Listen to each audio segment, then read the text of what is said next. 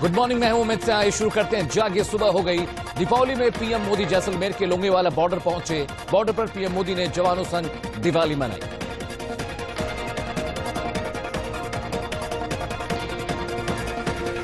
PM Modi ने tank की सवारी की, जवानों को मिठाई भी बांटी। पीएम के साथ आर्मी चीफ और सीडीएस भी मौजूद थे।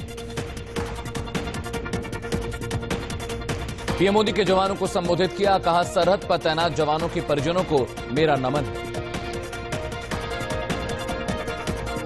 पीएम मोदी ने कहा भारत की नीति समझने और समझाने की है, आजमाने की कोशिश की तो प्रचंड जवाब मिलेगा। पीएम मोदी ने कहा कि दुनिया की कोई भी ताकत हमारे वीर जवानों को देश की सीमा सुरक्षा करने से नहीं रोक सकती। पीएम ने कहा हर किसी के जबान पर लोंगेवाला पोस्ट का नाम है। लोंगेवाला पोस्ट की शौर्य गाथा अतुलनीय है।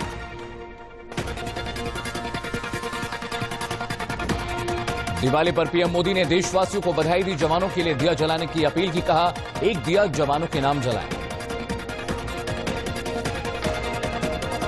प्रधानमंत्री ने कहा दुनिया विस्तारवादी ताकतों से परेशान है। विस्तारवाद एक तरह से मानसिक विकृति है। पीएम नरेंद्र मोदी ने लोंगेवाला में एक टैंक पर सवारी की और हाथ हिलाकर सैनिकों का अभिवादन स्वीकार किया। त्रिपुरा के अगरतला में बीएसएफ जवानों ने बांग्लादेशी सैनिकों संग दिवाली मनाई। इस दौरान जवानों ने बांग्लादेशी सैनिकों को मिठाइयां भी खिलाई। लद्दाख में भारतीय सेना के जवानों ने बॉर्डर पर दिवाली मनाई। इस दौरान सैनिकों ने भारत माता की जय के नारे लगाए। जम्मू कश्मीर में सेना के जवानों ने साथियों संग दिवाली मनाई। इस दौरान सेना का कैंप भी सजा दिया गया। दिवाली के मौके पर यूपी के सीएम योगी आदित्यनाथ ने हनुमानगढ़ी में पूजा अर्चना की और देशवासियों को दिवाली की शुभकामनाएं दी। दिल्ली के सीएम केजरीवाल ने पत्नी संग अक्षरधाम मंदिर में आरती की और सीएम केजरीवाल ने सभी को दिवाली की बधाइयां दी। इस दौरान मंदिर परिसर में सांस्कृतिक कार्यक्रम का भी आयोजन किया गया, जिसे देखने के लिए भारी संख्या में श्रद्धालु उमड़े। नीतीश कुमार ने पटना में अपने आवास पर परिवार संग दिवाली मनाई। उन्होंने देशवासियों को दिवाली की शुभकामनाएं दी। मध्य प्रदेश के सीएम शिवराज सिंह चौहान ने विदिशा में पत्नी संग लक्ष्मी पूजा की और दिवाली मनाई। एमपी के इंदौर में बीजेपी नेता कैलाश विजयवर्गीय ने वृद्धाश्रम में बुजुर्गों से दिवाली मनाई और लोगों को दिवाली की शुभकामनाएं दी। उत्तराखंड के सीएम त्रिवेंद्रम रावत ने हर्षिल घाटी में जवानों से दिवाली मनाई। इस दौरान जवानों में भी जबरदस्त उत्साह दिखा। हिमाचल प्रदेश के सीएम जयराम ठाकुर ने शिमला में दिए जलाकर दिवाली मनाई और सभी देशवासियों को शुभकामनाएं दी। जम्मू कश्मीर में गोरखा समुदाय के लोगों ने सादगी के साथ दिवाली मनाई। इस दौरान लोगों ने मंदिरों में पूजा अर्चना की। दिवाली के मौके पर दिल्ली के साईं टेंपल को दुल्हन की तरह सजाया गया और भारी संख्या में श्रद्धालुओं ने दर्शन पूजन किया। असम के गुवाहाटी में दिवाली के मौके पर श्रद्धालुओं ने काली माता के मंदिर में पूजा की और लोग बाजारों में जमकर खरीदारी करते दिखे। दिवाली के अवसर पर हावड़ा ब्रिज पर जबरदस्त लाइटिंग की गई। रात के अंधेरे में दूर से ही ब्रिज की सुंदरता देखते बन रही थी। अमृतसर के श्री हरमिंदर साहब में दिवाली के मौके पर जमकर आतिशबाजी की गई। इस दौरान मंदिर को पूरी तरह से सजा दिया गया। श्री हरमिंदर साहब में श्रद्धालुओं ने दिए जलाकर दिवाली मनाई। इस दौरान दियों से मंदिर परिसर जगमगा उठा। दिवाली के मौके पर जयपुर शहर को दुल्हन की तरह सजा दिया गया है। इस अल्बर्ट हॉल में जबरदस्त लाइटिंग की गई। मायानगरी मुंबई को दियों और लाइटों से सजा दिया गया। इस दौरान पेड़ों की डालियों पर भी सजावट दिखी। दिवाली के मौके पर मशहूर प्रोड्यूसर एकता कपूर ने अपने घर पर प्री दिवाली बैश का आयोजन किया, जिसमें टीवी जगत के मशहूर कलाकार नजर आए। अलीगढ़ में पुलिस अधिकारियों ने दिवाली के मौके पर फ्लैग मार्च निकाला और लोगों से पटाखे न जलाने की अपील की। आज बिहार एनडीए के चारों दलों की बैठक होगी। इस बैठक में सीएम के नाम पर मुहर लग सकती है। ये बैठक पटना में दोपहर 12:30 बजे होगी। हालांकि कयास लगाए जा रहे हैं कि इस बार बीजेपी के मंत्री बिहार सरकार में ज्यादा होंगे। बिहार में सरकार की तैयारी शुरू हो गई है। नई सरकार के गठन पर चर्चा के लिए सुशील मोदी दिल्ली में मौजूद रहेंगे। सूत्रों के मुताबिक पार्टी ने बीजेपी विधायक दल के नेता के चुनाव की जिम्मेदारी राजनाथ सिंह को सौंपी है। राजनाथ सिंह आज पटना में मौजूद रहेंगे। बीजेपी कैबिनेट के गठन में बीजेपी कोई समझौता करने के मूड में नहीं है। हालांकि वादे के मुताबिक नीतीश कुमार को मुख्यमंत्री बनाया जाएगा। सरहद पर भारत की तरफ से किए गए करारे प्रहार से पाकिस्तान तिलमिला गया है। भारतीय राजनयिक को समन भेजा गया। पाकिस्तान ने माना कि सीमा पर भारत ने बड़ी तबाही मचाई है। पाकिस्तानी अखबार डॉन की रिपोर्ट में इसका खुलासा किया गया है। पाकिस्तानी अखबार के मुताबिक पीओके के सिविल डिफेंस के सेक्रेटरी सैयद काजरी ने माना कि भारतीय सेना ने सीमा पर बड़ी तबाही मचाई। सैयद कादरी के मुताबिक नीलम घाटी में भारत की ओर से अब तक की सबसे बड़ी गोलाबारी हुई है। इससे पहले साल भारत ने बमबारी भी की थी। भारतीय सेना ने पाकिस्तान की नापाक हरकत का मुंहतोड़ जवाब दिया। पाकिस्तानी सेना के कई बंकरों, ईंधन केंद्रों और लॉन्च पैड को तबाह कर दिया गया।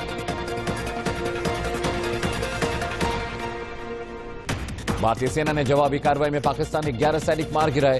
3 एसएसजी कमांडर भी शामिल हैं। कई पाकिस्तानी जवान भी जख्मी हुए हैं।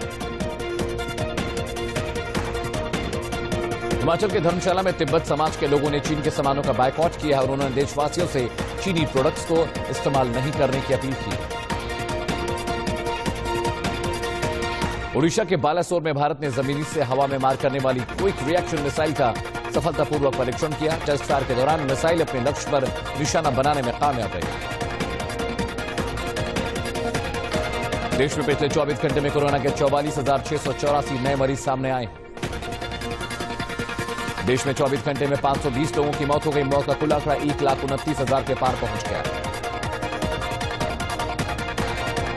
देश में कोरोना के अब तक 87,73,479 केस सामने आए हैं, जबकि 4,80,719 एक्टिव केसेस हैं।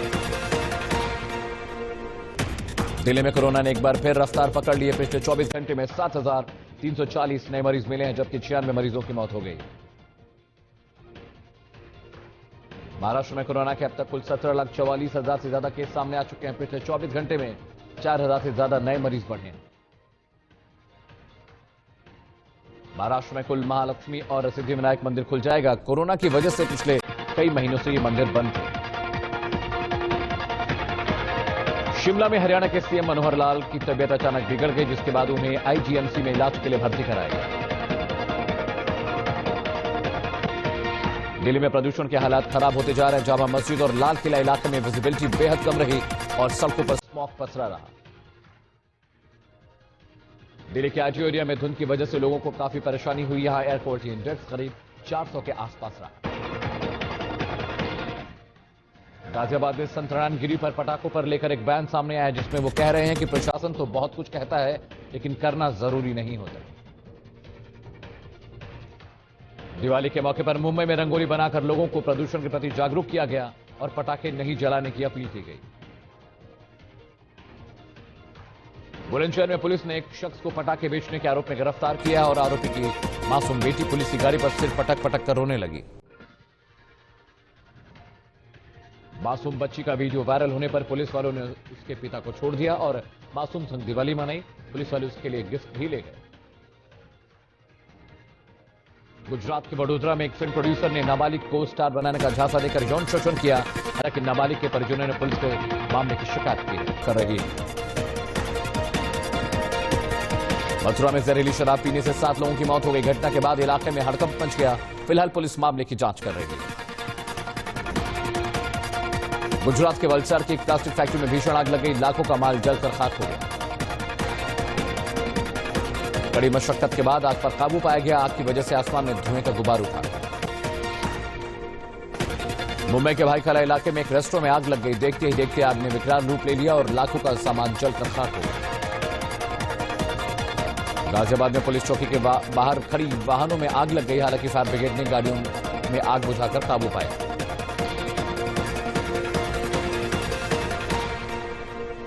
कोलकाता के न्यू टाउन इलाके में आग लगने से अफरा तफरी मच गई। कड़ी मशक्कत के बाद मौके पर पहुंची फायर ब्रिगेड की गाड़ियों ने आग पर काबू पाया।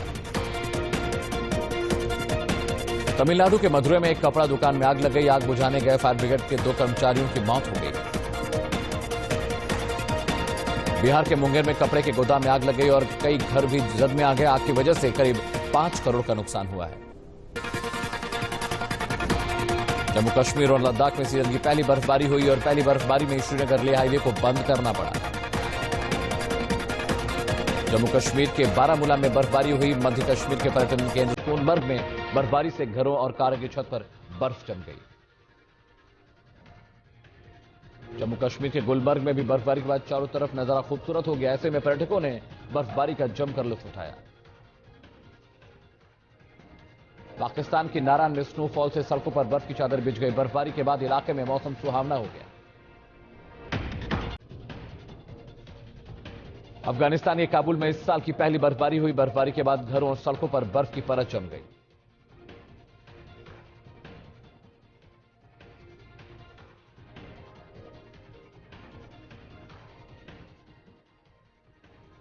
दिवाली पर मुहूर्त ट्रेडिंग के मौके पर सेंसेक्स हाईएस्ट लेवल पर खुला। बाद में यह 195 अंकों की बढ़त के साथ 43,638 पर बंद हुआ। वहीं निफ्टी में भी 51 अंकों की बढ़त देखी गई। कोरोना की वजह से सोने की ऊंची कीमतें होने लगी। लोगों ने सोना चांदी खरीदने में रुचि नहीं दिखाई। धनतेरस पर सोना और चांदी की बिक्री में 35% तक की गिरावट का अनुमान है। आरबीआई ने पंजाब नेशनल बैंक पर 1 करोड़ रुपए की पेनाल्टी लगाई है। 5 पेमेंट सिस्टम ऑपरेटर्स के सर्टिफिकेट भी कैंसिल किए गए हैं। Payment and certificate system act का पालन नहीं करने पर यह जुर्माना लगाया गया है।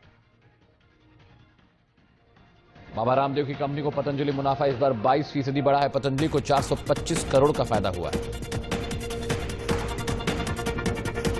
आतंकवाद के खिलाफ फ्रांस का फिर बड़ा एक्शन। फ्रांस का दावा अलकायदा के टॉप कमांडर समेत 10 से ज्यादा आतंकियों का सफाया हुआ है। फ्रांस के राष्ट्रपति मैक्रो बोले, आतंकियों और आतंकवाद को लेकर हम नहीं झुकेंगे। आतंकी हमले के बाद फ्रांस लगातार एक्टिव है और कार्रवाई कर रहा है। जॉर्जिया में हजारों लोग सड़कों पर उतरे और चुनाव में हुए धांधली को लेकर सरकार के खिलाफ नारेबाजी की। प्रदर्शनकारियों ने पुलिस ज्यादती का विरोध किया। थाईलैंड में एंटी गवर्नमेंट प्रदर्शन चल रहा है। बैंकॉक में लोगों ने नाच गाकर सरकार के खिलाफ बयानबाजी की। ये लोग सरकार और राष्ट्रशाही को लेकर सुधार की मांग कर रहे हैं। अमेरिकी राष्ट्रपति डोनाल्ड ट्रंप ने कहा कि कोरोना की वैक्सीन बहुत जल्द और कुछ हफ्तों में उपलब्ध हो जाएगी। साथ ही उन्होंने कहा कि अमेरिका में लॉकडाउन नहीं लगाया जाएगा। दुनिया भर में कोरोना से अब तक 5 करोड़ 42 लाख से ज्यादा लोग संक्रमित हो चुके हैं, जबकि 13,15,000 से ज्यादा लोगों की मौत हो चुकी है। 97,000 से ज्यादा लोगों की मौत हो चुकी है, जबकि 9,97,000 से ज्यादा लोग संक्रमित हुए हैं।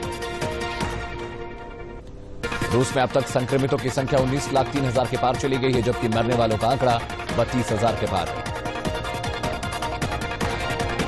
कोरोना से ब्राजील में अब तक करीब 1,64,000 से ज्यादा लोगों की मौत हो चुकी है, जबकि 58 लाख से ज्यादा लोग संक्रमित हुए हैं।